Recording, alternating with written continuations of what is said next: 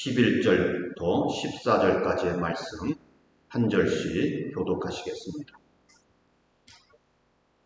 멜기세덱에 관하여는 할 말이 많이 있지만 여러분의 귀가 둔해진 까닭에 설명하기 어렵습니다.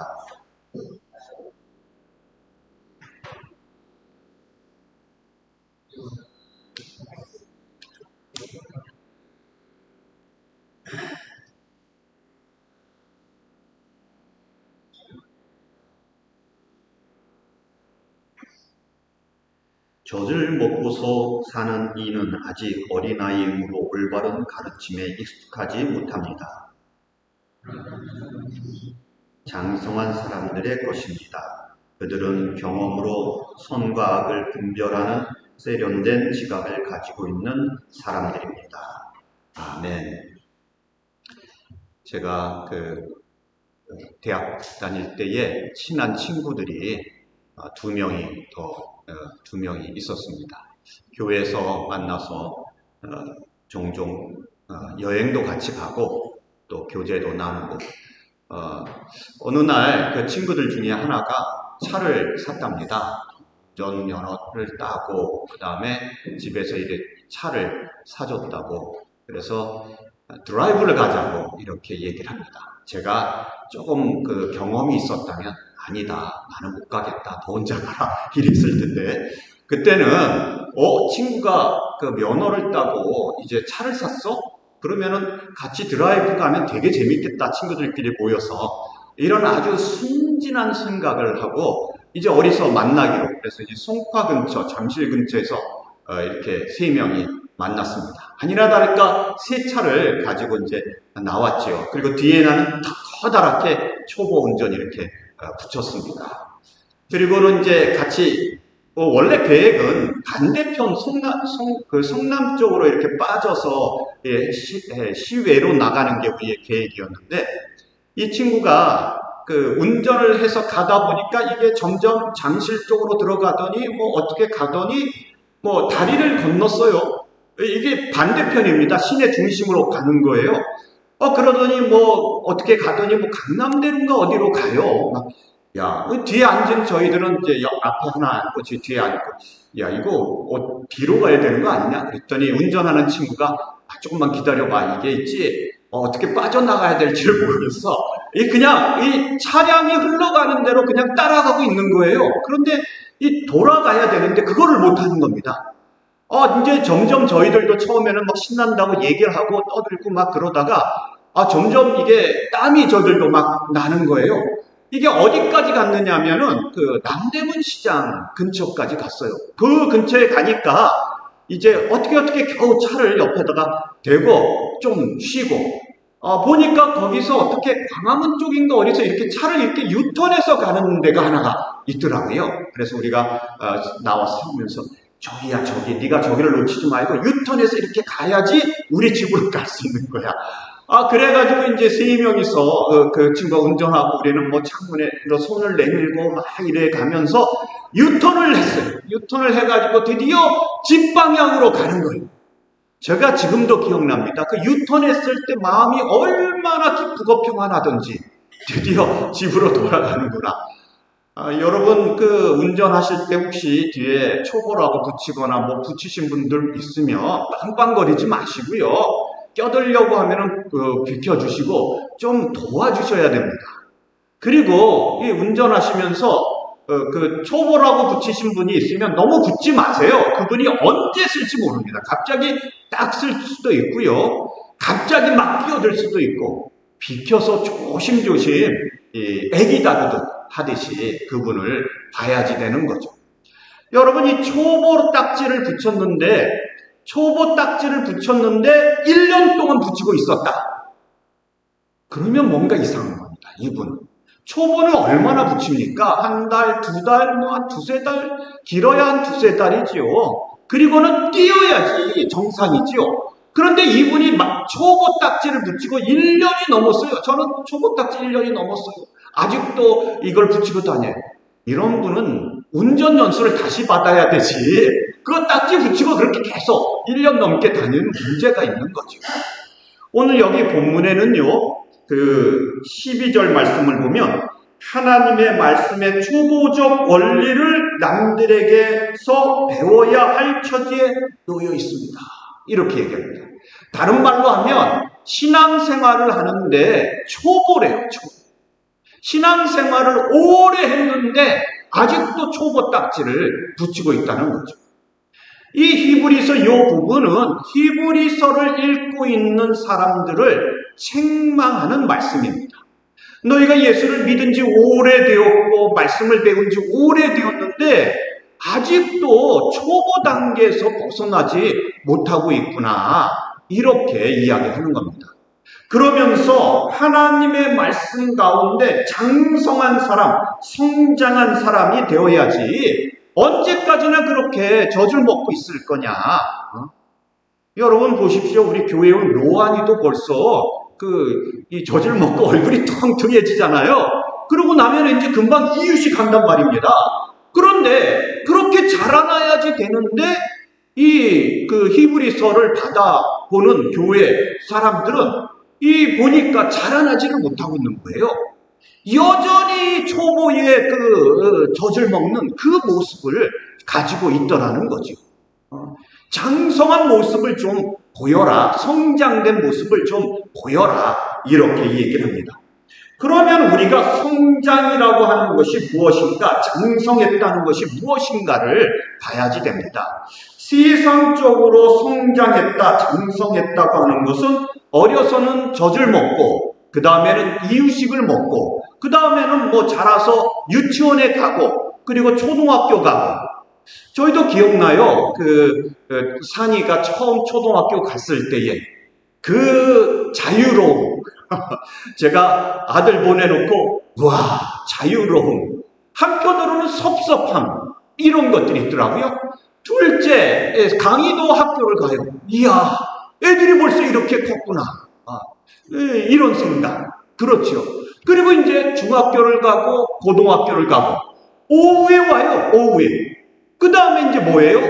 대학을 가버렸어요. 어쩌다 와요. 어쩌다.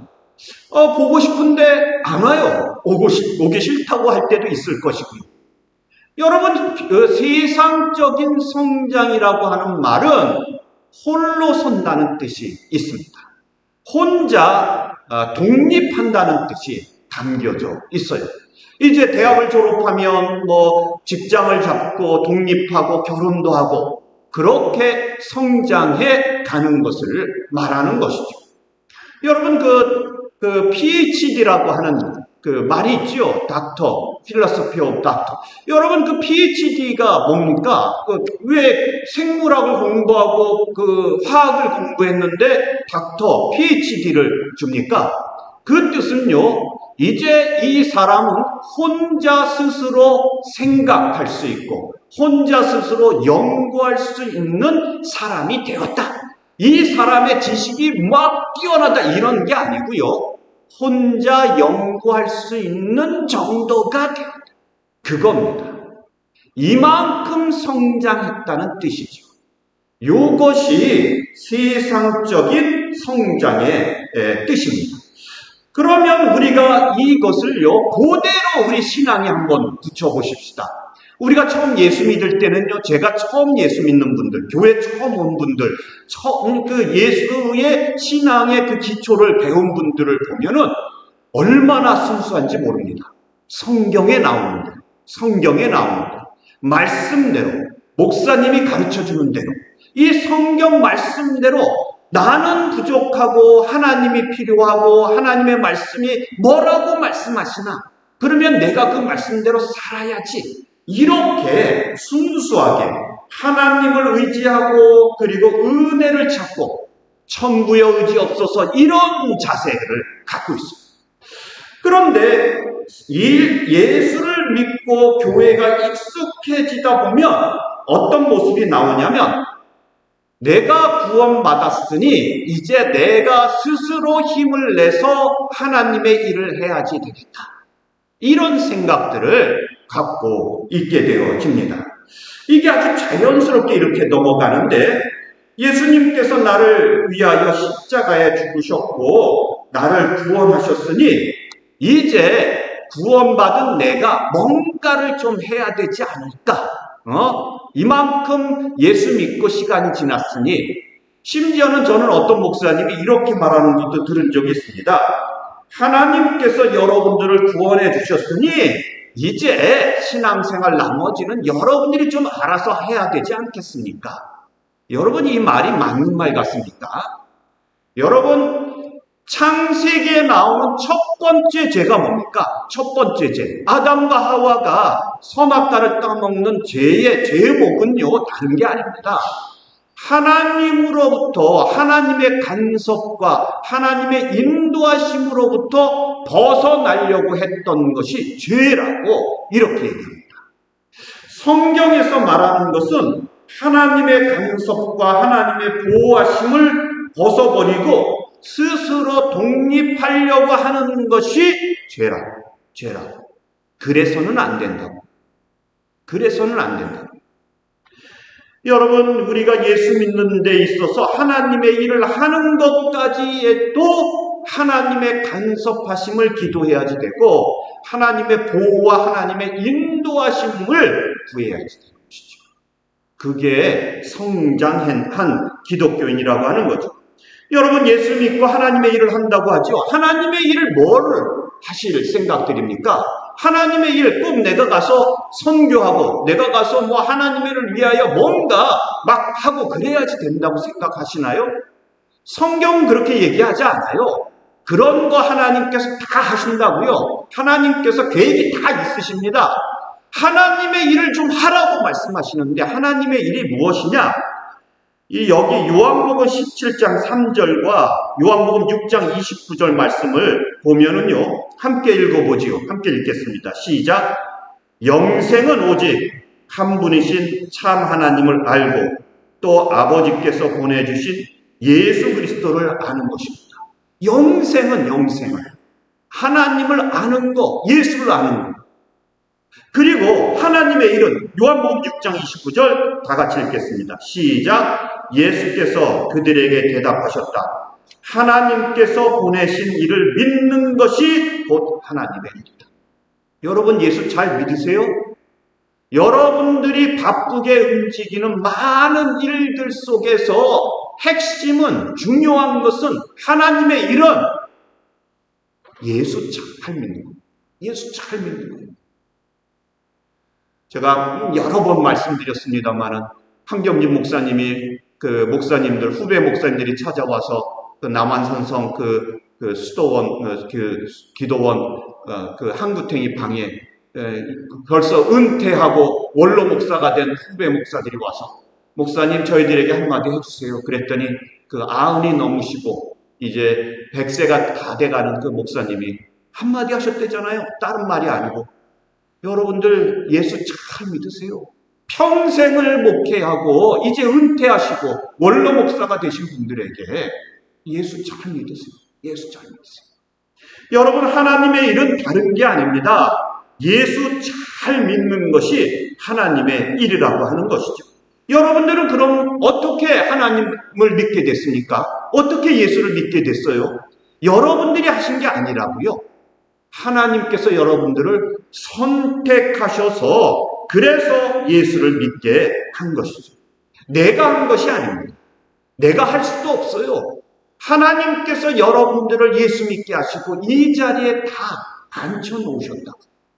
그리고 그러한 예수 믿는 하나님의 백성들에게 오늘 성장하라고, 성숙해지라고, 장성해야 된다고 이렇게 말을 하고 있습니다.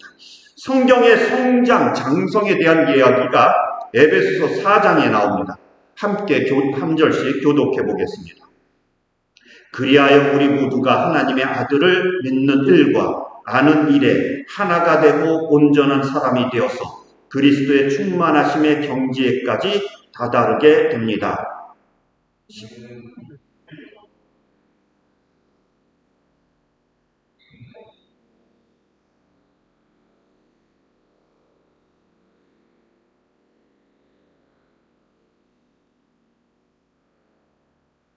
날씨가 너무 좋아서 이렇게 조용하게 읽으시나요? 소리 내서 크게 읽어주시면 감사하겠습니다. 우리는 사랑으로 진리를 말하고 살면서 모든 면에서 자라나서 머리가 되시는 그리스도에게까지 다다라야 합니다.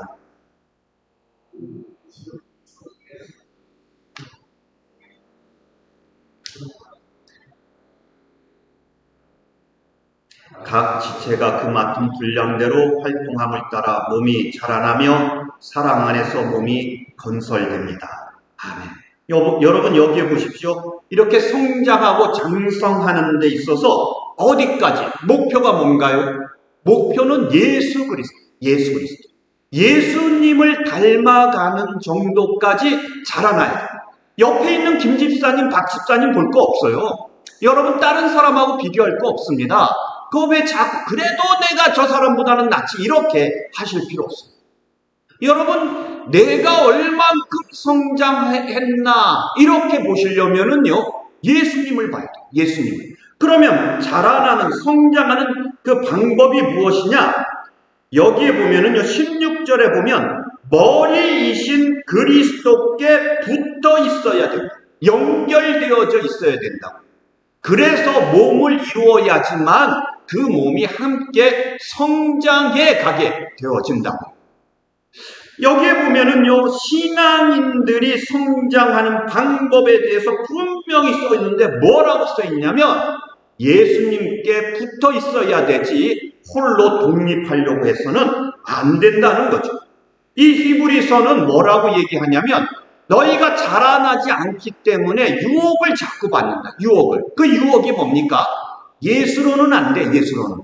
예수 믿는다고 구원받는 게 아니야. 예수 말고 예수도 믿어야 되지만 그러나 헌금도 많이 내야 되고 봉사도 많이 해야 되고 예수 말고 할례도 받아야 되고 너희가 율법도 다 지켜야지만 구원받는 거예요.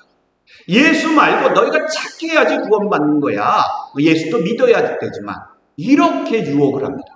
그런데 히브리 교인들이 그 얘기를 듣고는 자꾸 따라가요. 그래 예수만 믿는다고 구원받는다는 게 너무 좀 우습지 않아? 뭔가 좀 우리도 뭘 해야지 이렇게 생각을 하게 되어지죠. 유혹받는 예수 한 분만으로 온전하고 예수 한 분만으로 구원받는다는 것 이것을 자꾸 잊어버리게 되어지는 거죠.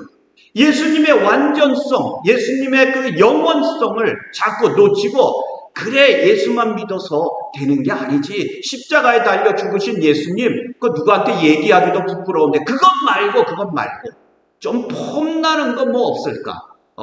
내가 뭔가 좀 했다고 얘기할 수 있는 게 없을까?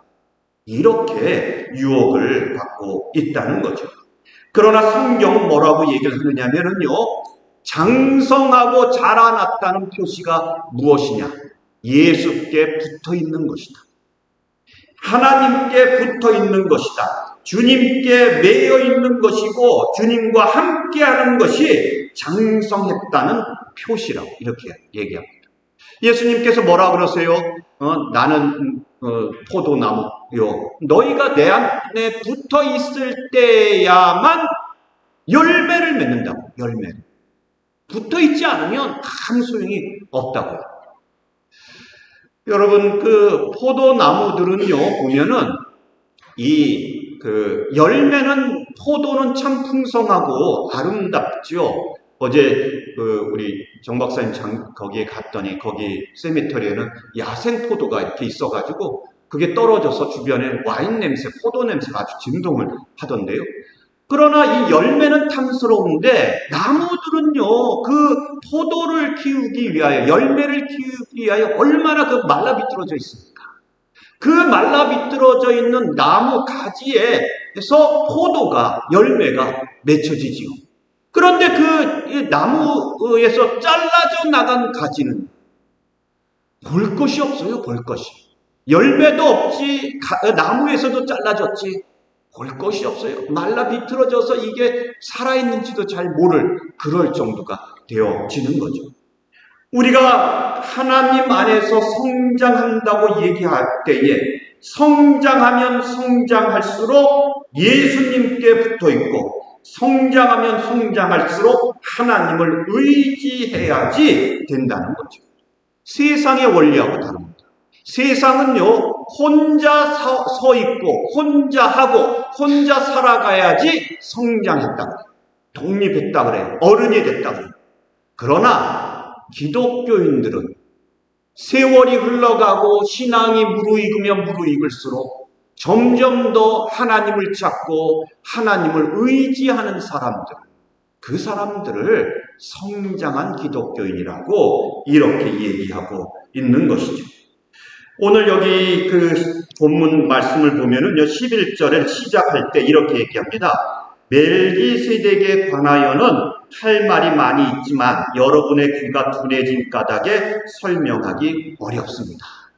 여러분, 이 멜기세덱에 대한 이야기를 하면서 뭐라고 얘기를 하냐면, 너희들이 아직 장성하지 않았기 때문에 멜기세덱에 대하여 내가 설명하고 싶은데 이건 너희들에게 설명하기가 참 어렵구나.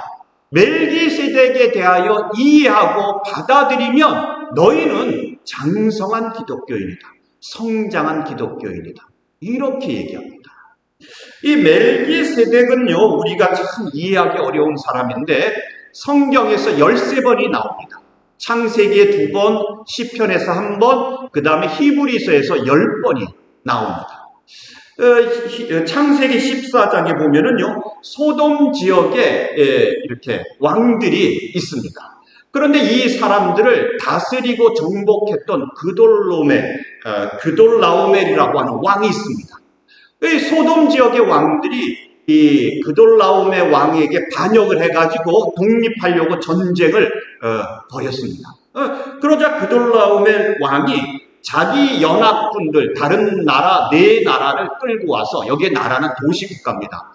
끌고 와가지고 전쟁을 해가지고 이제 소돔 지역에 있는 그 나라들을 정복하고 사람들을 끌고 갑니다. 재물도 다 뺏어갑니다. 거기에 누가 있어요? 그 아브라함의 조카 롯이 있지요. 롯이 거기에서 끌려갔다는 얘기를 듣고는 이제 아브라함이 집에서 길리운 자들을 데리고 이제 전쟁터로 가죠. 4나라 연합군하고 개인이 데리고 있는 군대하고 싸움이 붙었어요. 어느 쪽이 이겨야지 정상입니까? 4나라 연합군이 이겨야지 맞는데 아브라함이 있어요. 아브라함이 이기고 돌아왔을 때 마중 나온 사람이 있습니다. 2사람 있는데 하나는 소돔 왕이고요. 이 사람은 당연히 나와야죠. 자기 나라 백성들이고 자기 재물들이니까요. 또 한 사람이 나오는데 그게 누구냐면 살렘 왕 멜기세덱이 나왔다고 해요. 그런데 이 멜기세덱에 대하여 뭐라고 설명하냐면 하나님, 크신 하나님의 제사장이라고 이렇게 이야기를 합니다. 멜기세덱이 와서 아브라함을 축복 기도를 합니다. 아브라함에게 얘기를 합니다. 네가 이렇게 하나님의 은혜로 전쟁에서 이겼구나. 그러나 네가 전쟁에서 이긴 건 너의 능력이 아니고 하나님의 돌보심이다. 하나님의 은혜다. 이렇게 얘기합니다. 이때 그 아브라함이 뭘 해요? 이 하나님께서 이 전쟁을 이기게 하셨다는 것을 인정하면서 자기가 벌어들인 것들의 11조를 그때 드리죠. 성경에서 이제 첫 번째 11조입니다. 이 11조의 의미는요, 이 전쟁은 내가 이긴 게 아니라 하나님께서 이기게 하셨다는 고백입니다. 하나님의 은혜였다고. 그래서 그 은혜를 표현하는 것으로 11조를 멜기세덱에게, 하나님께 드리게 되어지는 거죠. 여러분, 이 멜기세덱이 누구인가요? 이 아브라함이 하나님, 제가 하나님께 나가고 싶으니 제사장을 보내주십시오. 이런 적 없습니다. 멜기세덱이 나오는 줄도 아브라함은 몰랐어요. 그런데 하나님의 제사장 멜기세덱이 뜬금없이 나타났어요. 갑자기 나타났어요. 그리고는 아브라함을 축복기도 하고 하나님의 은혜였다고 가르쳐줍니다. 믿음의 조상이 되어야 될 아브라함을 인도해 줍니다. 가르쳐 줍니다. 하나님께서 그의 믿음을 키워 가시는 역사가 거기에 있게 되어지는 거죠. 여러분, 이 멜기세덱에 나타나는 이 모습은요, 뭘 말해주냐면 우리가 하나님을 찾아서 찾아진 것이 아니라 갑자기 예수님이 우리 인생에 등장하고 갑자기 하나님이 우리 인생을 간섭하셔서 하나님의 백성 되게 하시는 역사가, 선택이, 하나님의 섭리가 있어서 우리가 구원받았다는 것을 멜기세덱을 통하여 보여주는 거죠. 일방적으로 우리를 구원하시고 갑자기 구원하시고, 그래서 어느새 우리는 예수 믿는 사람이 되어서 이 예배당에 앉아있게 되었다는 것을 보여주는 것이죠. 이거는요, 다음에 이제 그 멜기세덱에 나오는 이야기, 시편 110편에 나오는 이야기입니다. 다 같이 한번 읽어보죠. 시편 110편 다 같이 읽어보겠습니다. 시작. 여호와께서 맹세하시기를 너는 멜기세덱을 따른 영원한 제사장이다 하셨으니 그 뜻을 바꾸지 않으실 것입니다. 주님께서 임금님의 오른쪽에 계시니 그분께서 노하시는 심판의 날에 그분께서 왕들을 다 쳐서 흩으실 것입니다. 아멘. 여기서 이제 이건 다윗의 얘기인데요. 그 창세기부터 여기까지 그동안 많은 시간이 있었고 인간의 제사장들이 있었어요. 인간의 제사장들이 있는데 갑자기 다윗이 뭐라고 얘기를 하느냐면 너는 멜기세덱을 따른 영원한 제사장이다. 이렇게 얘기했습니다. 제사장은 누구를 따라서 제사장이 됩니까? 아론의 후손들이 제사장이 되는 겁니다. 그런데 뜬금없이 다윗은 멜기세덱을 따라서 네가 제사장이 될 거라고 얘기합니다. 그럼 여기서 그 너는 누구일까요? 우리가 히브리서 5장 6절 10절에서 보았듯이 이것은 예수님에 대한 이야기입니다. 요 인간의 제사장이 아닌 예수님, 영원한 제사장, 완전한 제사장, 자기를 희생제물로 드린 제사장 예수님을 통해서 우리들이 구원받게 되어질 것이라는 이야기를 여기서 하고 있다는 것이죠. 여러분, 우리가 예수 믿고 구원받을 때요, 다른 거 필요 없습니다. 다른 거 필요 없어요. 오직 예수, 오직 예수로 완전해지는 거죠. 신앙생활에 가다 보면 많은 분들이, 정말 많은 분들이, 심지어 목사인 저한테도 그렇게 얘기하는 분들이 있어요. 예수님의 방법, 그러니까 십자가에 달려서 돌아가시고 희생하시고 죽으시고 하는 방법은 구닥다리라고. 세련되지 못하다. 현대인들에게 다가갈 수 없다. 이렇게 얘기하는 분들이 있습니다. 그런데 예수님께서 십자가에 죽으셔서 우리를 구원하신 방법은요, 하나님께서 기뻐하시는 방법이었어요. 기뻐하시는 방법. 여러분들이 세련되다고 생각하고 멋있다고 생각하고 현대인들이 좋아할 거라고 하는 그 방법을 하나님께서 기뻐하신다고 말씀하신 적이 있습니까? 없어요.